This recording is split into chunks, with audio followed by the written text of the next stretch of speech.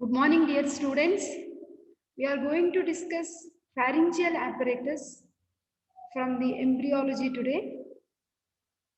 So basically, when you see the human embryo, so you can see this is the complete embryo, and from this picture you can make out like this is the head fold, okay, and this is the neck region, and this is the vertebral column region, and you are finding something like tail over here. So like just at the neck region, you will see one special apparatus will be formed, which is called as pharyngeal apparatus. Okay, like you see, this is the head eminence. You can see frontonasal prominence. That means this is going to form future head. We have nasal plug cord for the formation of nose, optic plug cord for the formation of eye. So just below this head region, you will see like 1, 2, 3, 4, and 5 and 6.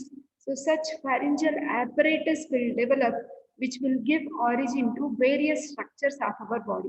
So these are the things which we are going to discuss today. Okay. So basically, pharyngeal apparatus is the most typical feature in the development of head and neck, and it is formed by the pharyngeal or the branchial arches. This is the most popular question what we usually get in university exam. That is the pharyngeal arches, also called as bronchial arches. So these arches, they usually appear, this area, they usually appear during fourth and fifth weeks of intrauterine development, and it contributes to characteristic external appearance of the embryo. Initially, they consist of bars of mesenchymal tissue, where I'm scrolling the arrow, which are separated by deep clefts known as pharyngeal clefts. Simultaneously, with the development of arches and clefts, number of outpocketings, that is the pharyngeal pouches, appear along the lateral wall of pharyngeal gut. I'll show everything in detail. The most cranial part of the foregut. The pouches penetrate the surrounding mesenchyme but do not establish an open communication with the external clefts. Hence, although development of pharyngeal arches, clefts, and pouches resemble the formation of gills in fishes and amphibians, in the human embryo, real gills are never formed. Therefore, the term pharyngeal arches, clefts, and pouches have been adopted for the human embryo. So, pharyngeal arches actually contribute to the formation of neck and face. Okay, now like in the embryo, you will see this is the head fold, and in this neck region, we will see the formation of the pharyngeal arches. Okay, so you will see first, second, third, fourth, fifth, and sixth. Six arches are formed. Okay, so the pharyngeal arches are nothing but mesodermal thickenings which form most of the head and neck structure. Okay, so let me take you to this picture. Basically, see in the neck region, we will see these are this brown area, whatever has been shown is actually the mesodermal thickenings. So these mesodermal thickenings will have outside covering of ectoderm, which is forming cleft, which is called as pharyngeal cleft. Okay, then inside the yellow colored lining is the endodermal covering, which is called as pharyngeal pouch. So basically, pharyngeal apparatus has three components: mesodermal component, which is called as pharyngeal arch; ectodermal component, which is shown in blue color, which is pharyngeal cleft; endodermal component, which is shown in yellow color, which is pharyngeal pouch. So we have pharyngeal cleft derivatives, we have pharyngeal arch derivatives, we have pharyngeal pouch derivatives. That means we are going to discuss the ectodermal derivatives, mesodermal derivatives, and endodermal derivatives. So in the mesoderm, which has been shown in this brown color, you can see each arch, like each pharyngeal arch will have its own artery, it will have its own nerve, it will have its own cartilage. Cartilage may transform into bone. Okay.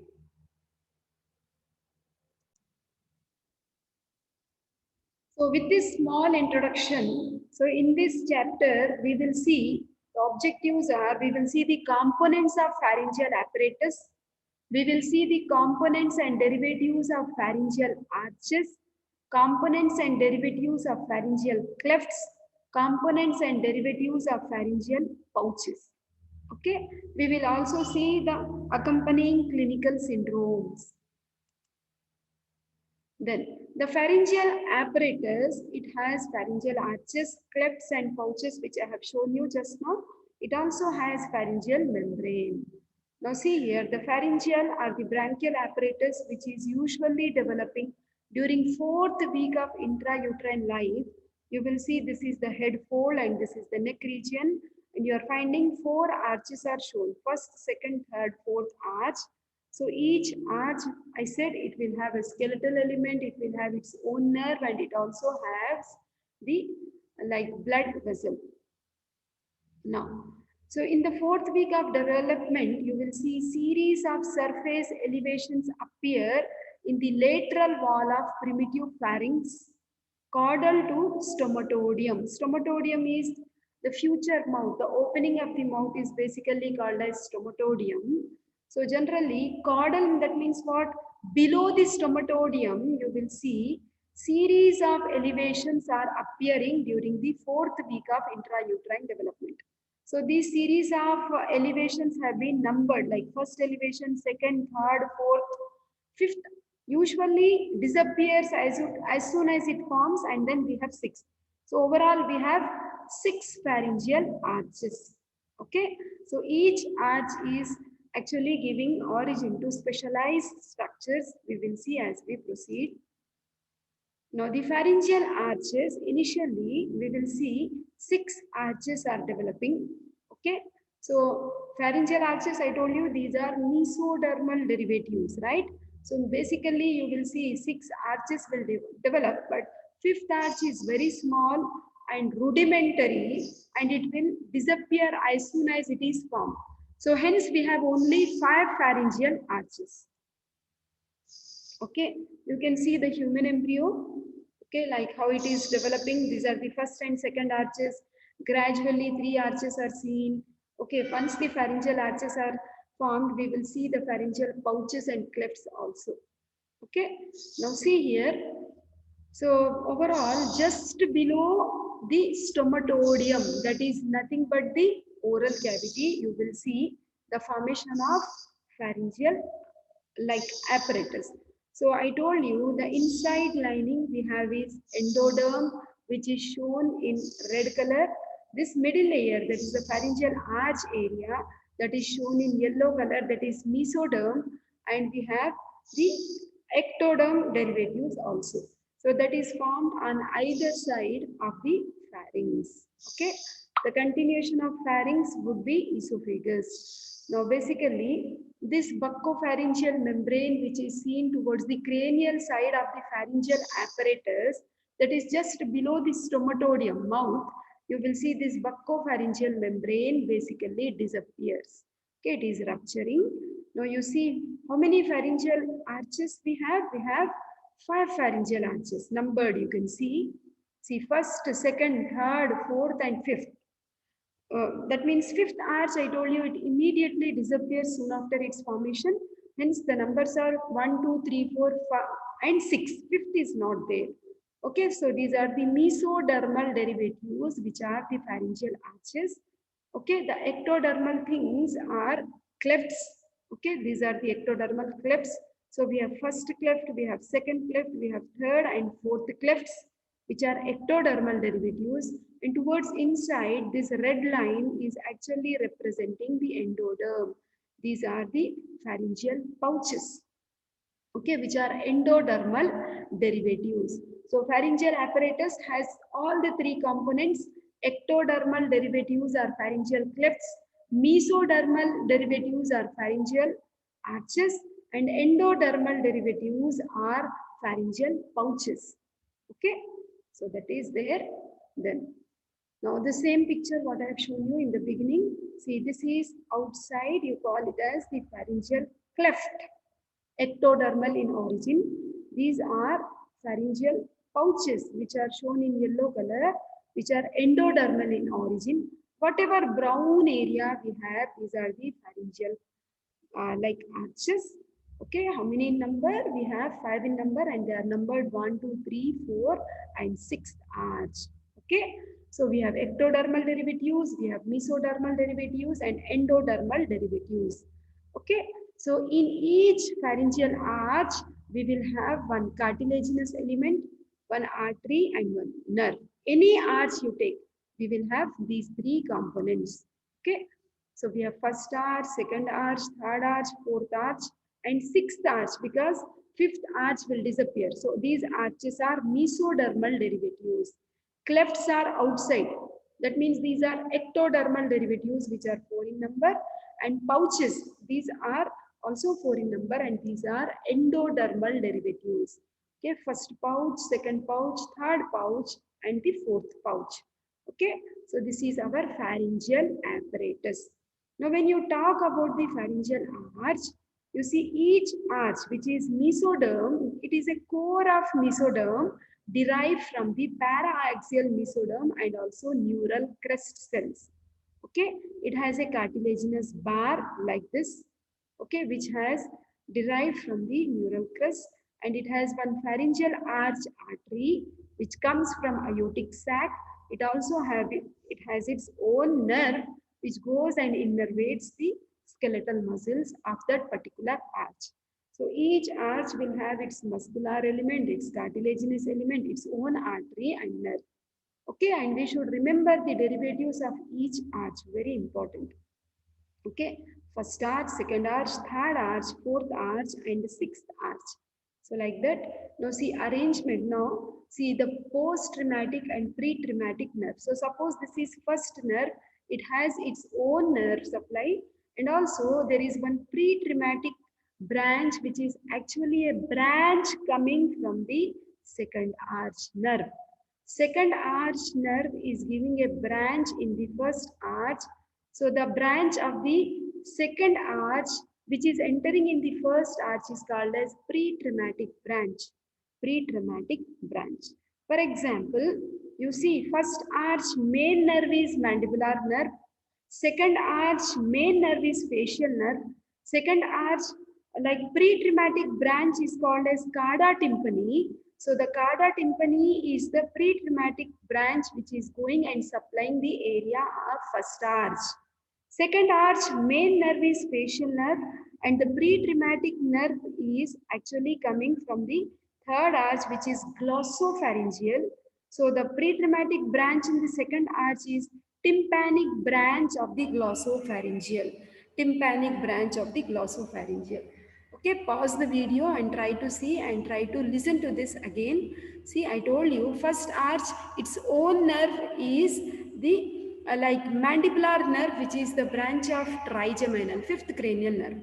First arch also has pre-traumatic branch, which is a branch of second arch nerve.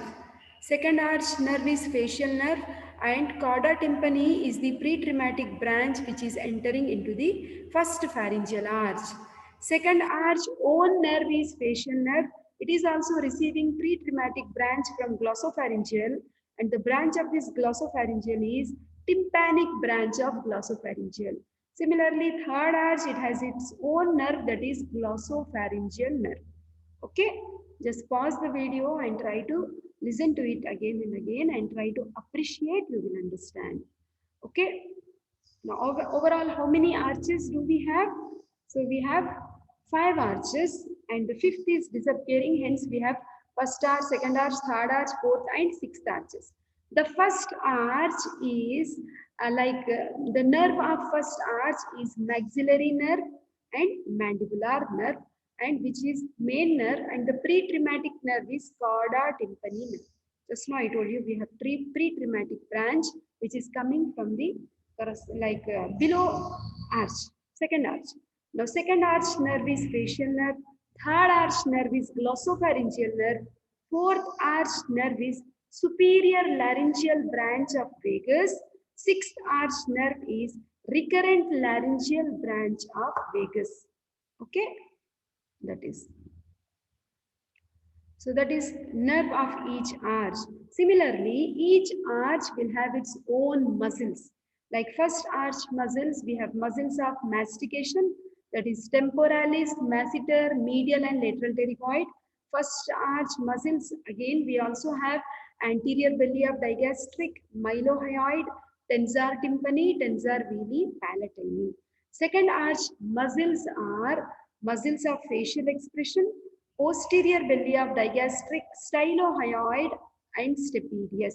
Muscles of third arch, stylopharyngeus.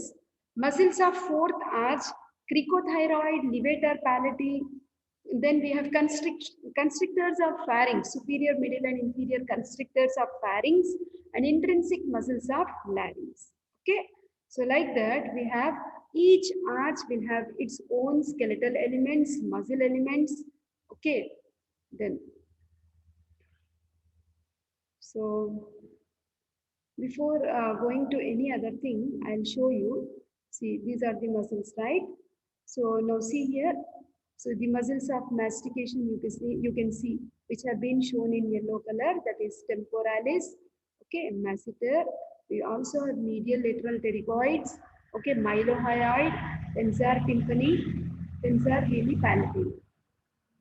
So these are the muscles of the first arch.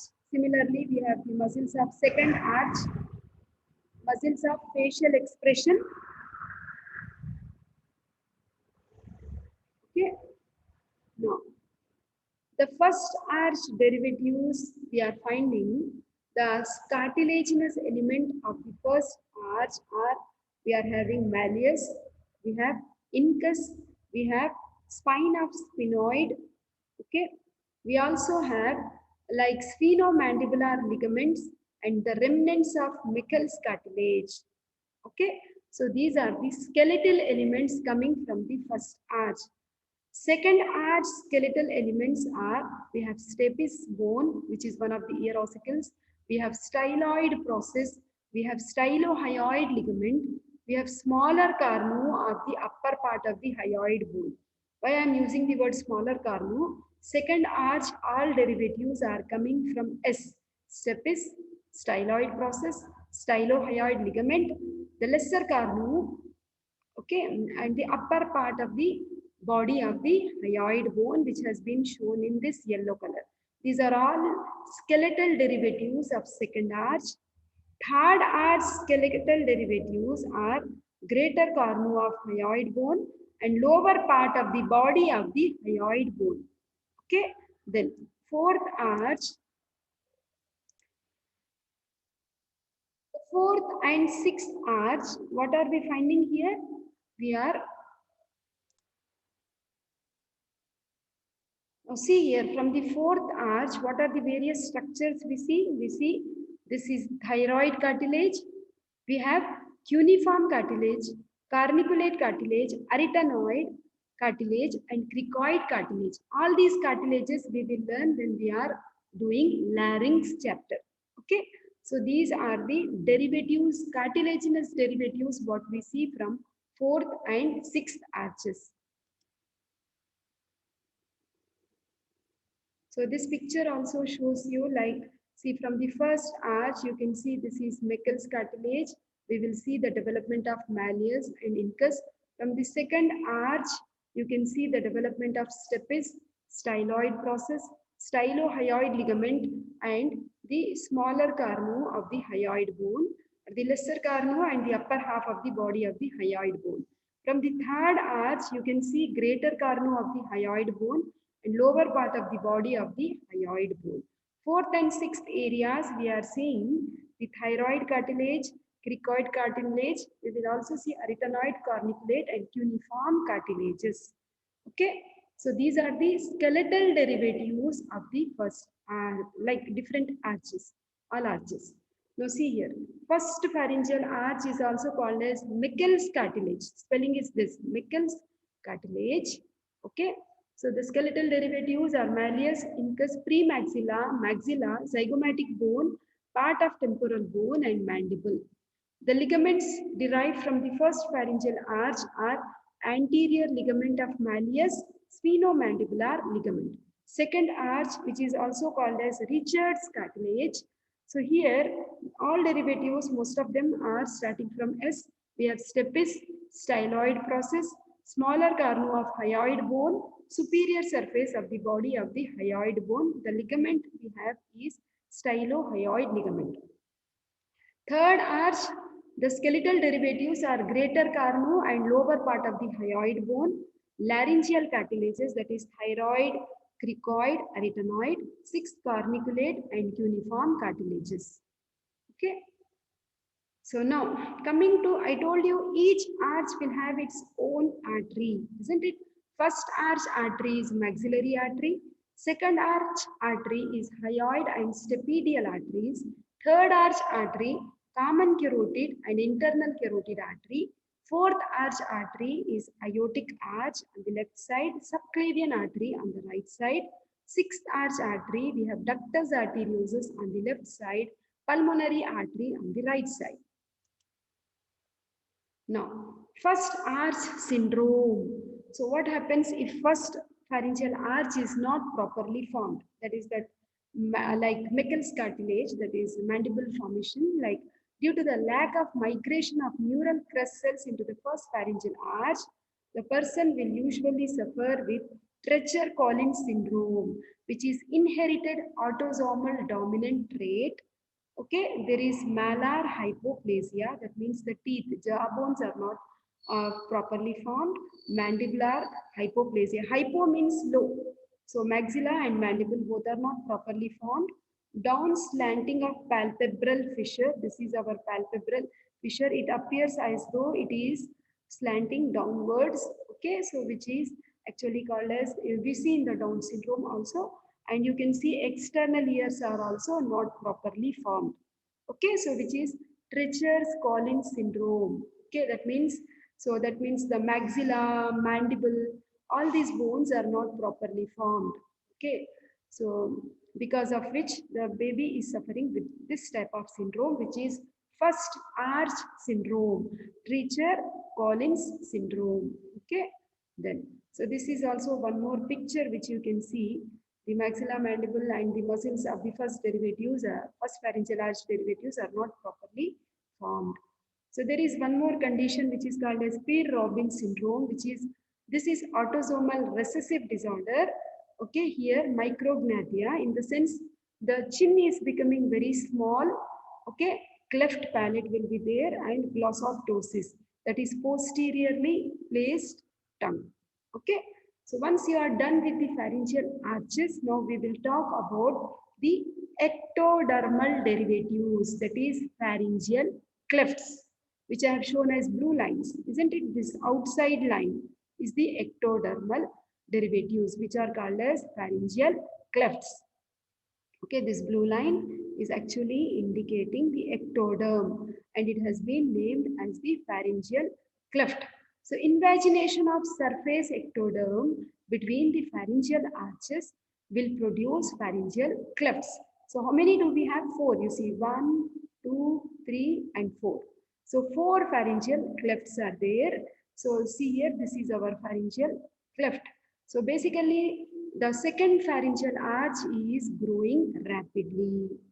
Downwards overlaps the second, third, actually fourth pharyngeal clefts, which may lead to the formation of the cervical sinus. Okay, so this is the second arch, which is actually growing over the third, fourth. This we will discuss when we do the development of tongue more clearly. So this will lead to the formation of a sinus, which is called as cervical sinus.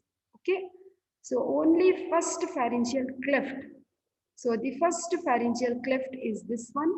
Okay, so this first pharyngeal cleft is giving origin to external auditory meatus, which is the part of external ear, whereas other clefts are generally obliterated. That is up here.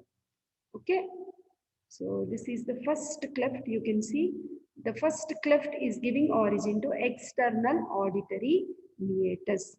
Okay, there may be because second arch is growing over the other arches, one sinus will be developed like this, which is called as cervical sinus.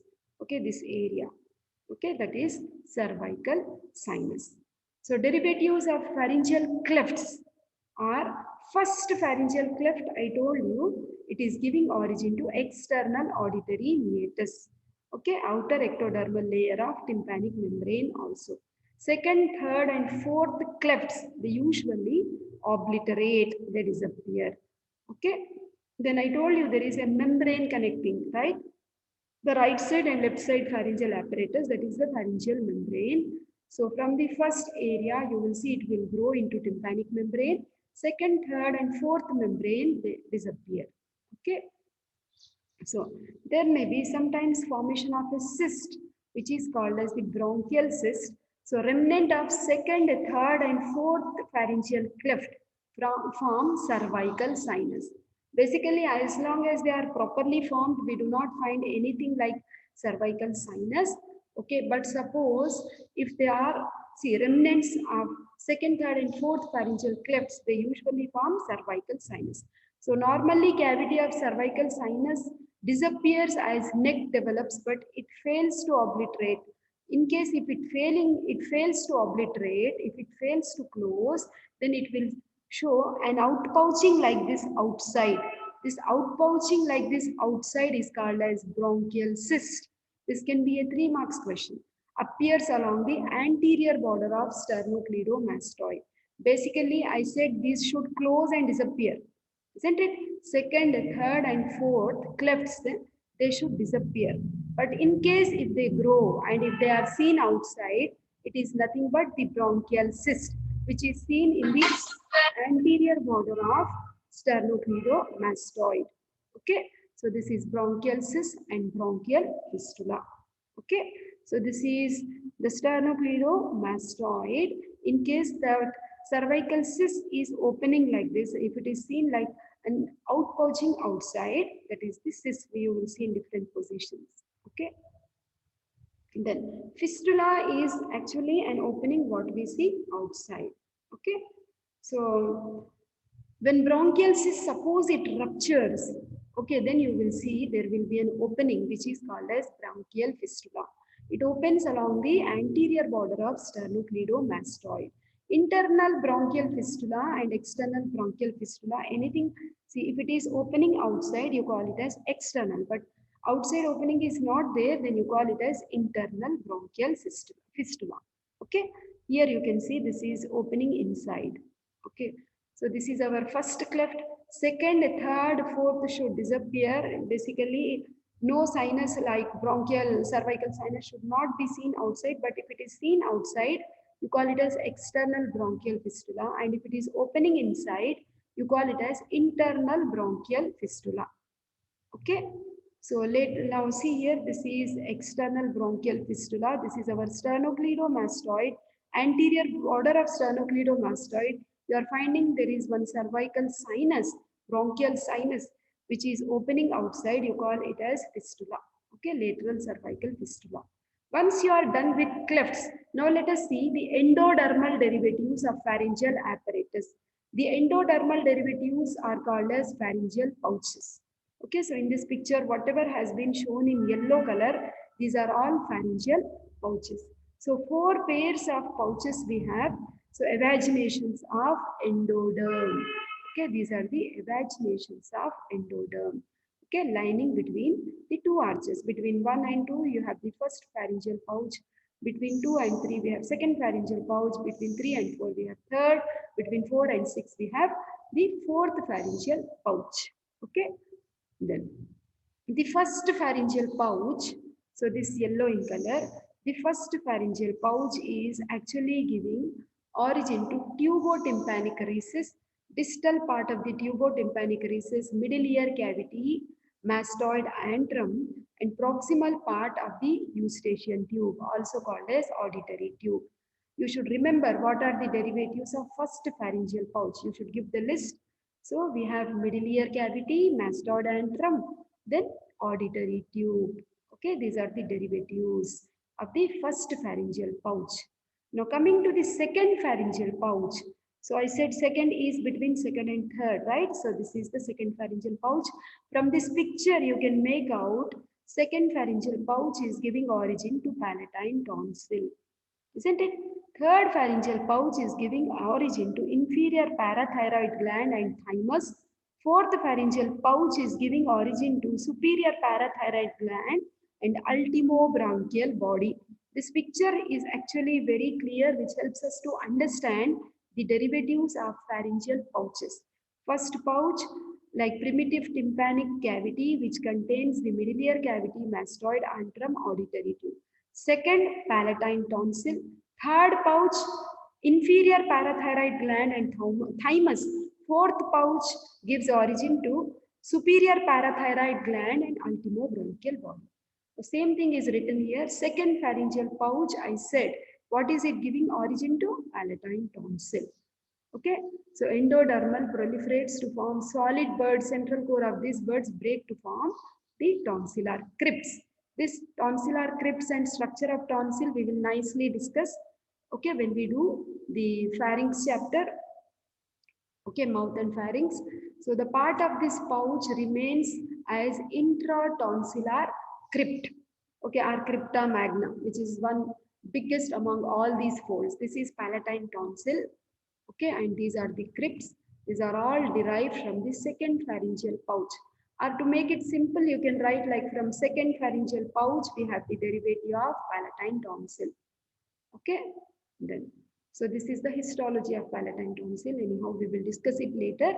Then the third pharyngeal pouch, it gives, see, the inferior parathyroid gland and the thymus. Okay, then 3 is giving parathyroid. It's written something like that. Parathyroid, third pharyngeal pouch. Basically, we have 4 parathyroid glands, 2 superior and 2 inferior. 2 inferior parathyroid glands are actually derived from the third pharyngeal pouch. Thymus, which is mostly very well developed during the fetal life and before puberty, it is also derived from the third pharyngeal pouch. Okay, then coming to the fourth pharyngeal pouch. So fourth pharyngeal pouch is giving origin to superior parathyroid gland.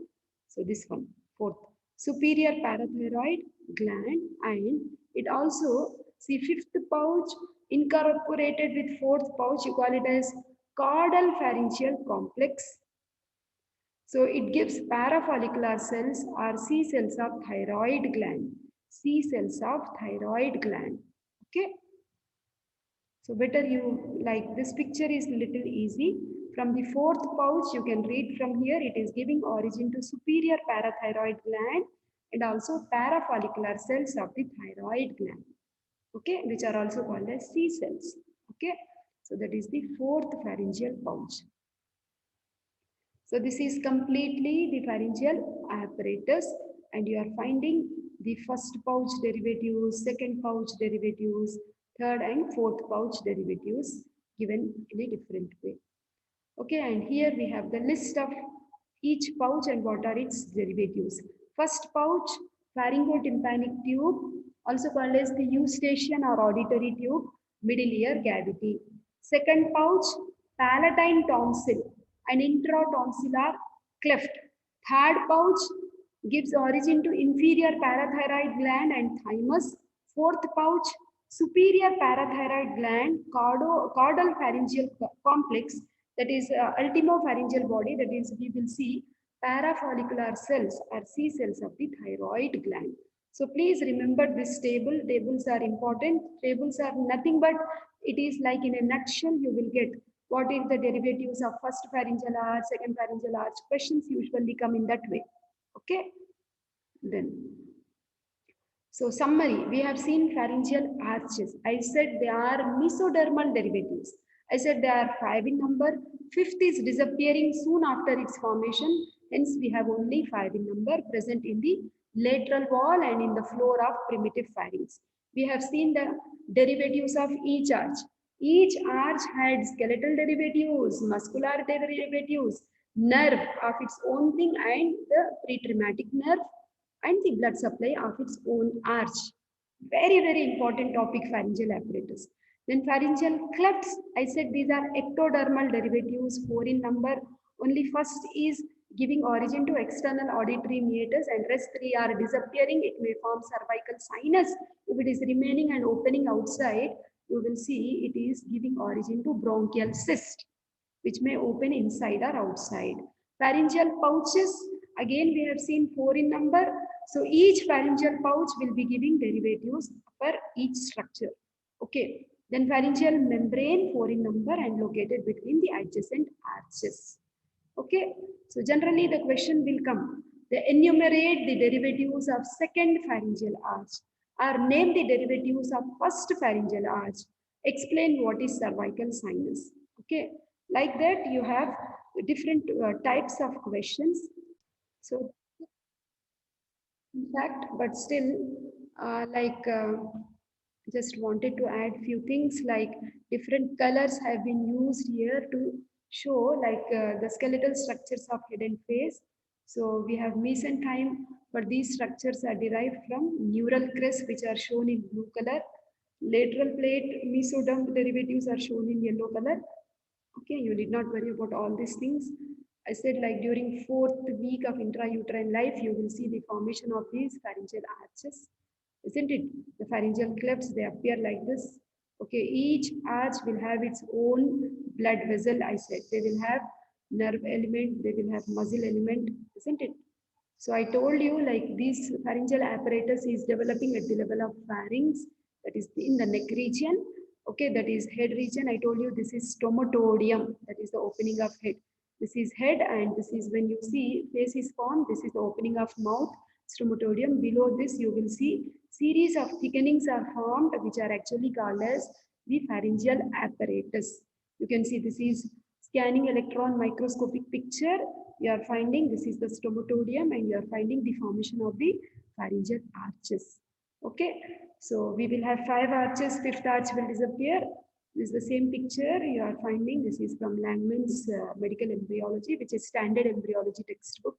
Ectodermal derivative, this is mesoderm, and this is endoderm. And we have seen the derivatives like this is, I always tell you, we have to study the things in a nutshell. Like this is a very good table, which you can just take a screenshot of it and just memorize this. First arch is called as mandibular arch. The nerve is trigeminal. It's maxillary and mandibular divisions. And I also told you we have cauda tympani. Muscles are all these muscles you have to memorize, and skeletal derivatives you have to memorize. Please take the photograph of this picture, pause the video, and you have to learn from each pharyngeal arch what is the nerve, what are the muscles, what are the skeletal derivatives. Second arch is also called as hyoid arch, and it is supplied by facial nerve. And muscles of facial expression are supplied by facial nerve. Apart from that, posterior belly of digastric, stylohyoid, and stapedius. The skeletal derivatives are given here. Third arch, glossopharyngeal nerve, muscle, and skeletal derivatives. And fourth arch, we have vagus, superior laryngeal branch. Sixth arch, recurrent laryngeal branch, right? So all this, I actually want you to please remember this table. Okay. So you can see how the skeletal elements are shown. The first arch, which is mandibular arch, second arch is shown here. Okay, how the different colors have been used. For first arch, orange has been used. For second arch, blue has been used. Thereby the other arches, red and green has been used. Okay, this picture I kept in my PowerPoint also. This is the first arch, derivatives, second arch, okay, third arch, fourth and sixth, right? Okay. So the ectodermal thing is only the first cleft I said, which is giving origin to external auditory meatus. Second, third, fourth, they usually obliterate in case if they present and open outside, that is the cervical sinus, the bronchial cyst, what I said, right? Okay. So endodermal pouches, we have see first pouch, second, third, okay. So pharyngeal pouches, first pouch, we will see middle ear cavity. Second pouch, we will see the palatine tonsil, tonsillar fossa. Third pouch, inferior parathyroid gland.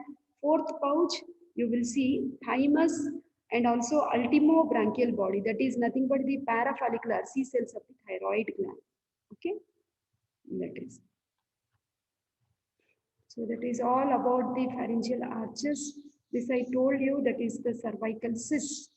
Okay, which is in case the ectodermal clefts, they are not obliterated. The second, third, fourth, they generally may open outside in the anterior border of the sternocleidomastoid, isn't it? So that is the bronchial cyst, also called as the cervical cyst. Okay, so these things also I have shown you, micrognathia and all. So that is, of course, and these are different developments which we will discuss when we do that particular topic.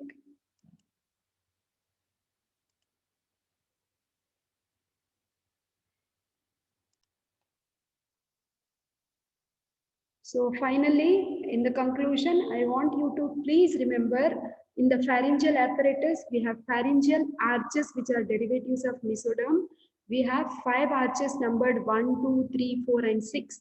I want all of you to know the skeletal derivatives, muscle derivatives, nerve derivatives, okay, and the artery of that particular arch thoroughly. Then we should know the derivatives of the first pharyngeal cleft, which is ectodermal in origin. Please read thoroughly about the cervical sinus, bronchial cyst, which is always a very short note. Then you also study about the endodermal pouches and their derivatives. So that's it for today. Thank you so much.